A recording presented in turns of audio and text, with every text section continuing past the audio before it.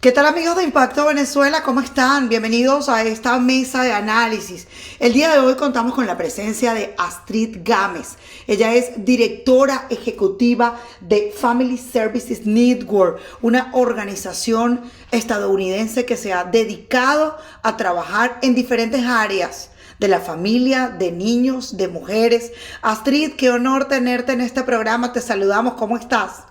Carla, un millón de gracias por la invitación. Estoy feliz de estar aquí, de que me invitaras, de estar aquí y poder compartir con todos tus oyentes algo que es mi tema favorito, que es mi pasión, que es mi trabajo, que es el trabajo que realizo hace 24 años con niños y familias y es prevención de abuso infantil. Fíjate que una de las cosas que yo más quisiera decir en esta presentación tuya es que eres una mujer venezolana, que obviamente salió de nuestra tierra hace tantos años, pero que además has venido precisamente a dejar un legado, a seguir trabajando en pro de las familias, a dejar huellas y que además ha sido precisamente en el rescate de estos abusos que se están cometiendo con nuestros niños, no nada más venezolanos, los niños del mundo. Has venido a trabajar en pro de muchísimas familias en el mundo. Quisiera saber cómo comenzó todo esto, Astrid. ¿Por qué Family Services Network? Mira, comenzó por mis hijos.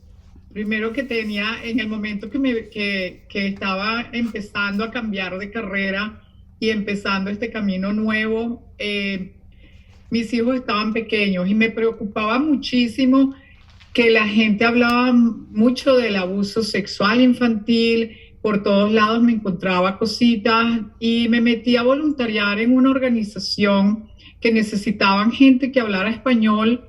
Yo era la única en ciento y tantas consejeros que hablaba español y como mi nombre empieza por A, era la primera en la lista y a la única que llamaban a toda hora para hacer traducciones y que atendiera a los latinos que llamaban con problemas, era a mí.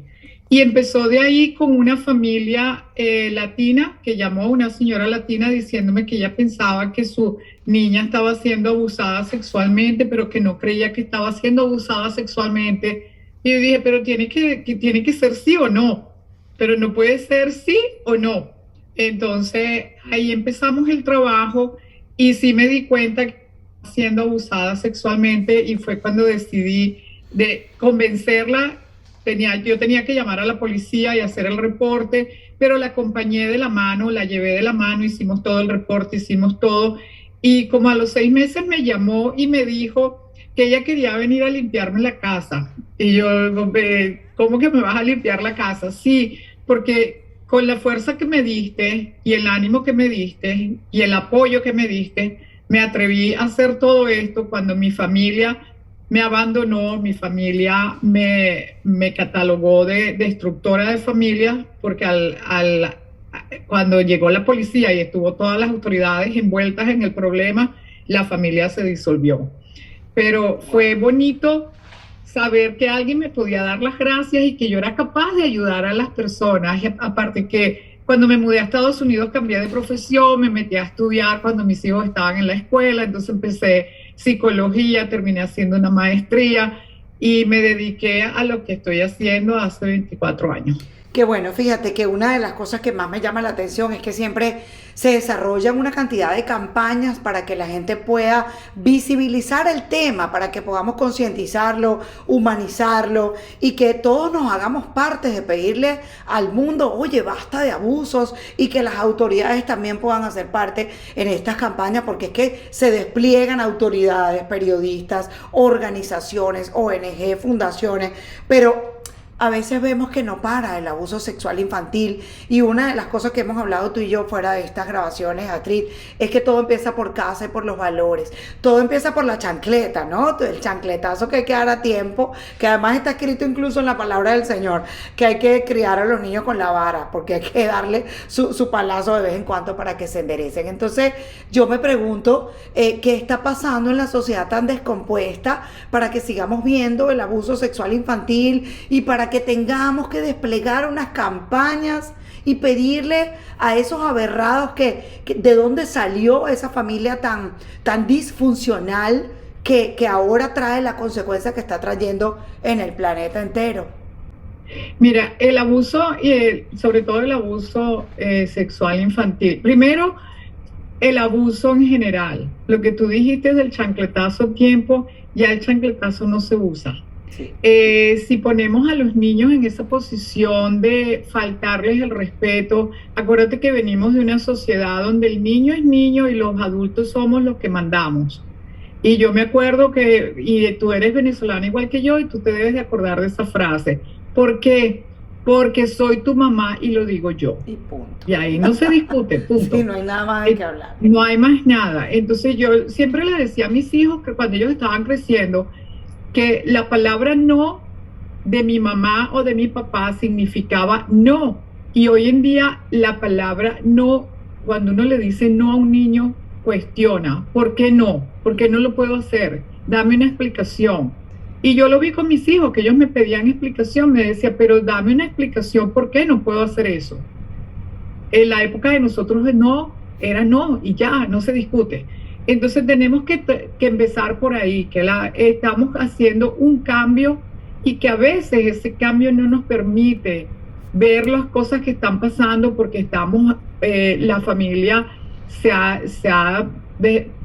aquí en Estados Unidos por lo menos, y ahorita está pasando en Venezuela, que la familia se ha quebrado, la familia está por todas partes, ya tenemos familia, que si unos en Miami, que si los otros en otros países, y eso aquí estamos en el mismo país, pero muchos de nosotros, la familia está en otros países. Así es. Y aparte de eso, no tenemos esa comunicación con los hijos, los padres están más ocupados, trabajando y trabajando. La mamá salió de la casa y se fue a trabajar, dejó a los niños solos, niños que se están criando luego del colegio en casa prácticamente abandonados, o se están criando en casa hogar, en jardines de infancia, en kindergarten, o sea, van pasando de otros en otros, pero no de manos de papá o mamá. ¿Hay abandono en el hogar, será? Yo creo que no es un abandono total, yo creo que los padres de esta época están muy concentrados en trabajar, producir y tener una casa más grande que no utilizan, tienen las prioridades volteadas. Yo creo que tenemos que volver a lo básico, que los hijos son lo básico. Mi mamá y mi papá trabajaban los dos, mi mamá salió a trabajar en una época donde la mujer en Venezuela no trabajaba, la mujer era ama de casa, pero ella era periodista y ella decidió que ella tenía que trabajar en la calle. Entonces, yo siempre le dije a ella que yo le daba gracias a Dios que el chofer nunca abusó de mí, sino que el chofer siempre fue un señor amable y que vio por mí y siempre me protegió. Pero esa suerte no la tienen todos los niños. Aparte que los niños son vulnerables. Cuando los niños dicen, me está pasando esto, la inmensa mayoría de los padres no lo creen.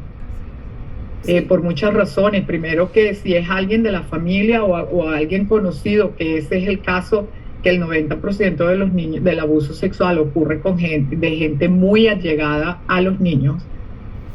Los adultos no quieren creerlo. Sí, normalmente es un tío, un primo, un familiar cercano el que abusa, el que, por decirlo de alguna manera irónica, se enamora del niño, búscalo, se acerca a él y básicamente es el que quiere abusar. Fíjate que en el mes de abril estás desarrollando una campaña con Family Services Network. Quiero saber de qué se trata y aparte de concientizar y humanizar, sé que vas recorriendo con tu carro pues cada esquinita que puedes, donde logras meterte a hablarle a los jóvenes, a los niños, a los adolescentes y a los padres.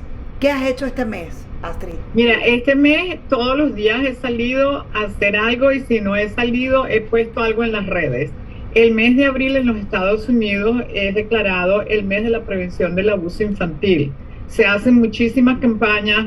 El color que identifica la prevención del abuso infantil es el azul, entonces me ves que siempre estoy vestida, en el mes de abril estoy muy vestida de azul, hablando con mis padres, sí, salgo a todas las comunidades, hablo, pongo mesas en la puerta de los supermercados y entrego panfletos, entrego información, la tarjeta que desarrollamos de prevención de las 10 cosas que los adultos pueden hacer para proteger a los niños del abuso sexual. Vamos hablando, amigas, colegas, gente que me conoce manda videos, yo los publico en las redes. Gracias por tu video que me mandaste. Es impresionante, ojalá muchísimas más personas se unieran a esta campaña, y la campaña es No Más Abuso Infantil, unidos podemos prevenirlo, porque no es una campaña solamente de Astrid Gámez o de Carla, es una campaña de todos los adultos. Los adultos somos los encargados, somos los responsables de cuidar a los niños y protegerlos. ¿Qué falta por hacer? Porque todavía queda mucho trabajo pendiente. Estados Unidos se ha vuelto un país en el que la tasa, por ejemplo, de llegada de venezolanos nunca había sido tan alta como ahorita. Y como tú bien lo has señalado, Venezuela viene arrastrando una crisis importante de valores, donde la mamá tuvo que abandonar el hogar e irse a trabajar, o donde los niños quedaron con una abuela, donde definitivamente se vinieron para acá cruzando el río Bravo, y entonces aquí tienen que llegar todo el mundo a trabajar. Y yo me pregunto entonces qué falta por hacer con los niños que vienen de Hispanoamérica, de Latinoamérica, y los niños que están aquí en este país. Mira, yo creo que la educación empieza por casa. Nosotros tenemos que empezar desde muy temprana edad a hablarle a los niños, hablarles a los niños con sinceridad, hablarle a los niños cuando están jugando, cuando se están descubriendo sus partes privadas.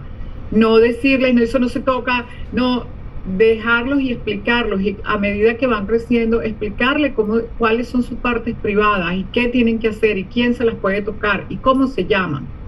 Okay. Yo siempre pongo el ejemplo de un caso que tuve de una mamá, que la mamá me decía que en el colegio la niña se quejó con la maestra, la niñita de 4 años se quejó con la maestra diciendo que el papá se comía su cookie. Y la maestra le decía, eso está bien porque tienes que compartir, uno comparte con su papá y sus amigos y los hermanos la cookie.